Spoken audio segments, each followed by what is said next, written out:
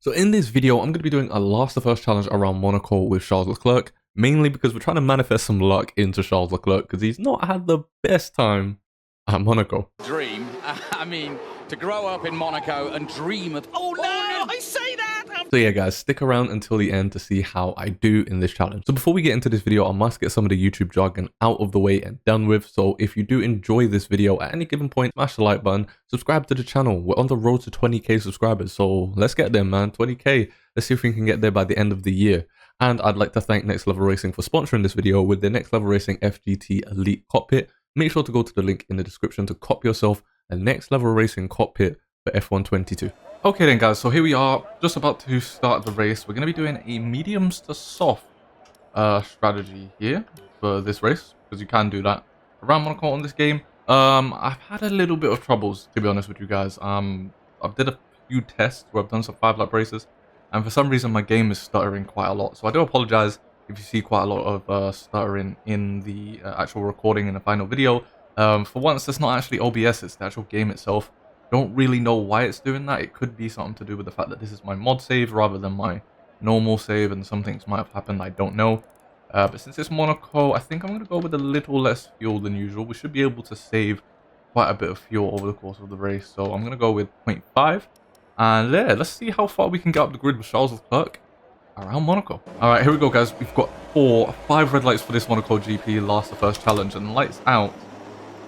And away we go, getting a pretty good start here as we're going to brake hard.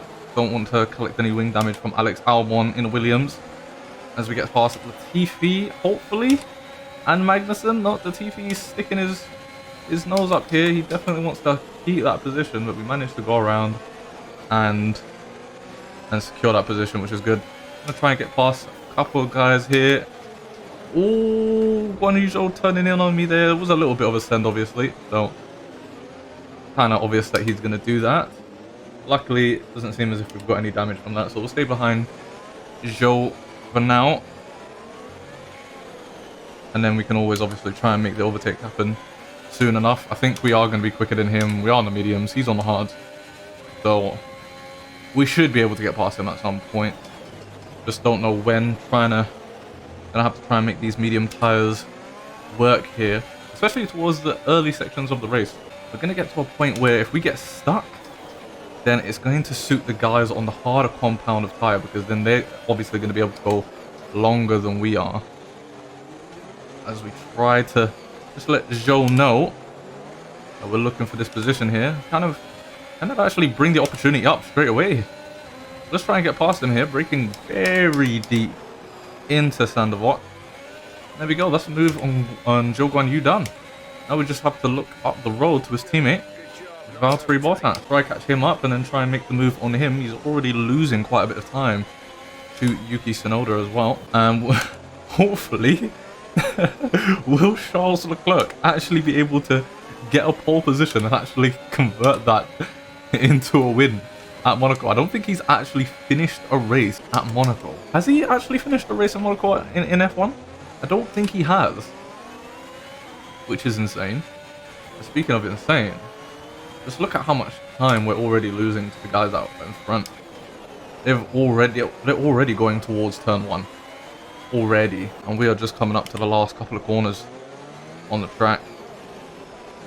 But yeah, hopefully Charles Leclerc can actually do something in this year's Grand Prix, as we're going to take a look up the outside of Valtteri Bottas here. Can we do it cleanly? Yes, we can. We've made a very similar move to his teammate. We'll take that any day of the week. Speaking of Valtteri, I did see the video that he posted where he gave Lewis the picture, you know, the Bottas picture. You know exactly what I'm talking about. He actually gave Lewis a signed picture of that, which I find absolutely hilarious. And it's good to see that those two, you know, are still communicating in a sort of way, because obviously when teammates sort of split apart in terms of Formula 1, you never really see them around each other again, especially if they didn't have a good relationship. So it's nice to see Valtteri and Lewis still, you know, joking around and having that sort of banter. A lot of people I see a lot of people on Twitter, and I know it's F1 Twitter, you know, F1 Twitter is pretty tragic these days. But I see a lot of people on F1 Twitter going on about how They feel like Valtteri Bottas is happier outside of Mercedes, and he probably is, you know, to a certain extent, obviously. He's able to lead the team. But you know, I think maybe people are just dramatizing it a bit too much. You know, there were times when Valtteri was obviously angry at what was going on, which is absolutely fair enough. But I feel like, you know, it was mainly just anger in the seat, and Valtteri, you know, sort of understood what needed to be done and when it needed to be done. As I was thinking about going for a move here on Tsunoda. Let's see if he brakes early because of Ocon. Kind of does, so we're going to take that advantage. We have to lose a little bit of time to get around him, but that's fine. We can make it up on Ocon, simply just because he's on the hard compounds. And look at the amount of time that Ocon has lost to Stroll, who's on the softs. I think we've actually reached our first soft guys here, and they've made up so much time compared to Esteban Ocon, just simply because of tire difference. But yes, as I was saying, you know, I feel like Valtteri understood what needed to be done for the team as a whole. But obviously there was times where he should be angry, and rightly so. I feel like it's the same with Sergio Perez. You know what happened in Spain. He should have been angry, should have been fighting for what he felt was right, which was good. But at the same time, he understood what needed to happen as a sort of team thing with Max there. Do I agree with what they said? No, I don't. But from a team sense, you can get why they had to do what they had to do. As we almost go into the back of Ocon there. Ocon makes a little bit of a mistake. That's going to invite us. Oh, it's going to be tight. It's going to be tight. Can we do this? Can we go around the outside? Slowest corner in Formula 1. We have a little bit of a tap here with Ocon. Ah, just couldn't make it work there. Let's see if we can get a better exit than him. If we can, then we can maybe go down the inside for this next braking zone. We use our ERS. Gonna brake later than him. And there we go. What an overtake. Oh my god. That was absolutely insane. What an overtake on Esteban Ocon there. And now we've got our work cut out for us, because we've finally reached the soft runners, and they're already so far up the road. We're going to have a lot of pace here if we want to catch them up. We've not really got a lot of ERS either.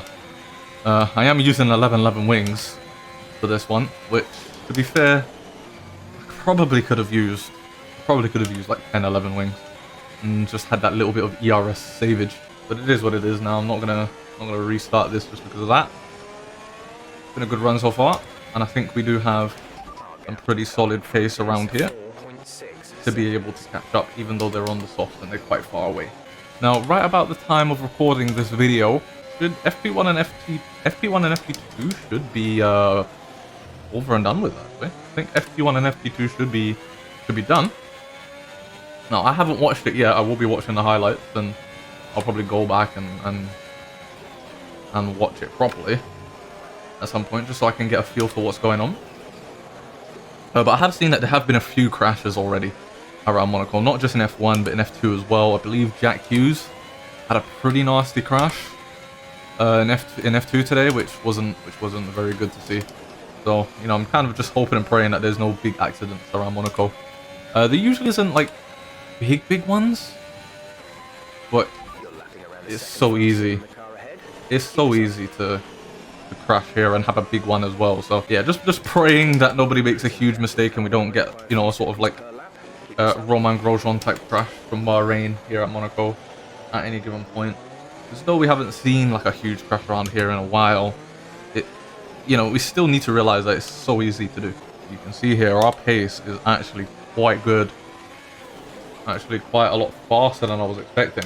So because of that, we've actually caught up to the Alfa Romeo boys very quickly, and we've kind of left Ocon in the dust, who's 6 seconds back down the road. So it looks like we'll be able to make some overtakes once again. See if we can actually get through this bunch of guys as cleanly as we did the previous bunch of guys. But yeah, let me know in the comment section, guys, what is your boldest prediction for the Monaco GP? It could be someone who wins, it could be someone who scores unexpected points. I want to know, who do you guys think is going to win? Who do you guys think is going to get unexpected points? Any bold predictions that you can think of, I'm all ears. I want to hear them. Again, we are just losing time behind these cars here.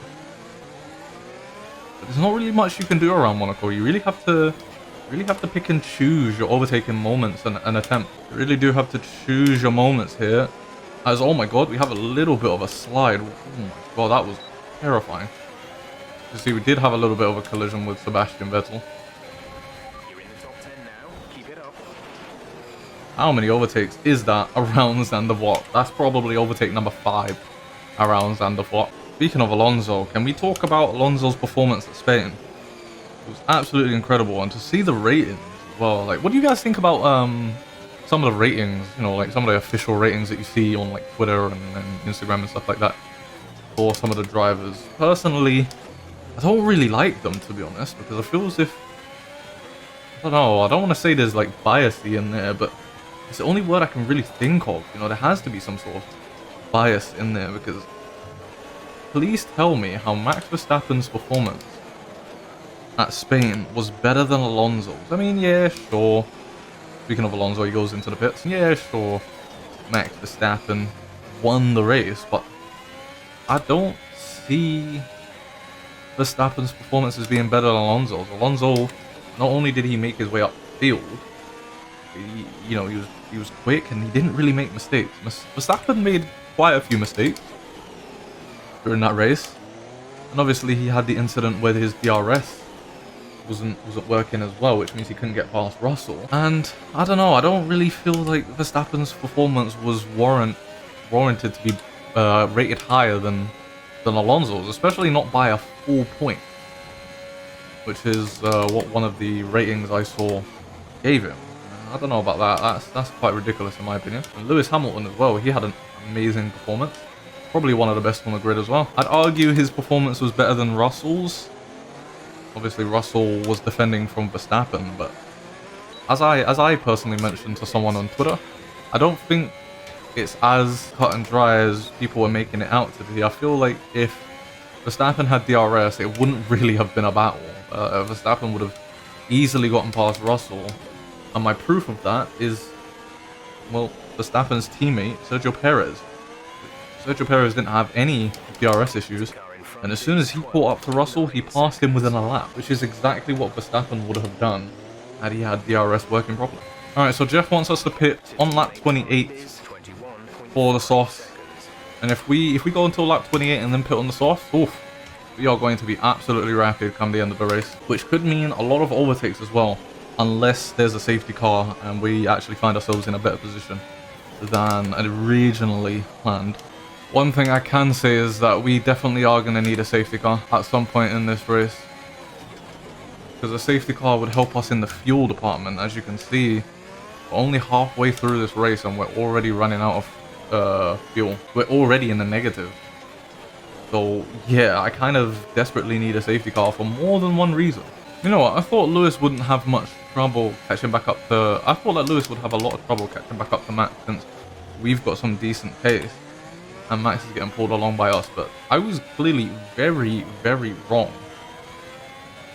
As Lewis has done a very good job at catching up, so I'm assuming that also means that front runners have some very good pace right now compared to me. Obviously, I've been on these mediums for roughly about 17 laps, but still, didn't think Lewis would catch up that quickly. The only thing I can think of doing right now, guys, in terms of fuel, is doing a lot of lift and coast.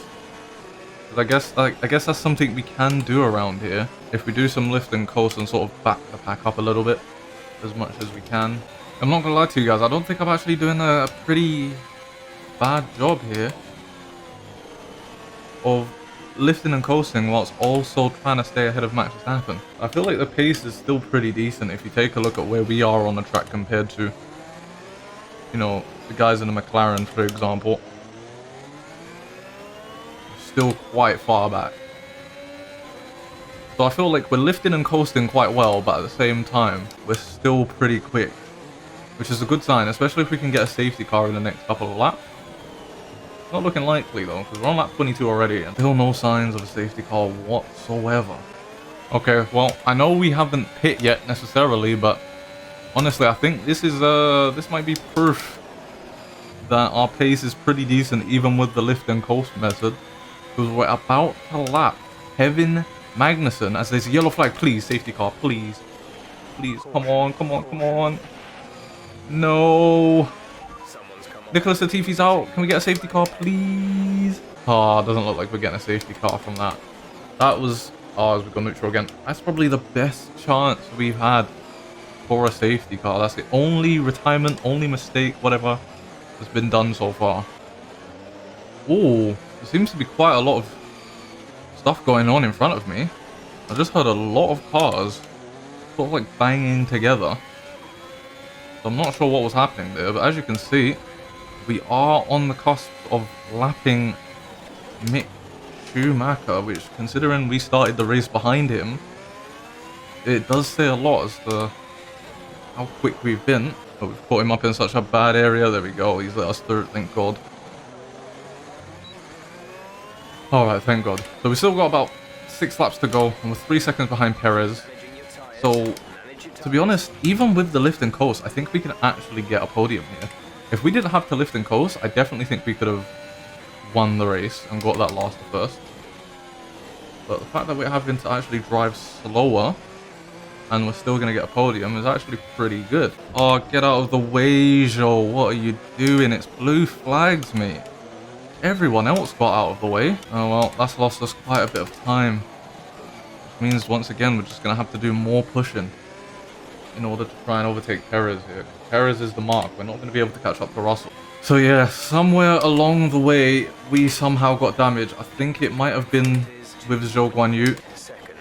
It could have been earlier than Zhou Guan Yu, I'm not entirely sure, but we've somehow managed to pick up damage as well, which, to be honest, does hinder us quite a bit. I don't think we're going to pass Perez now, unless we have some serious pace. Okay, guys, we've got 2 more laps to go, and we're 1.3 seconds behind Sergio Perez. Even though we're lifting and coasting, and we have wing damage, we are still quicker than Sergio Perez. So P4 might actually be on here. P4 might be on here. Let's see what we can do. Obviously, we're not going to get the podium. We're not going to get the first.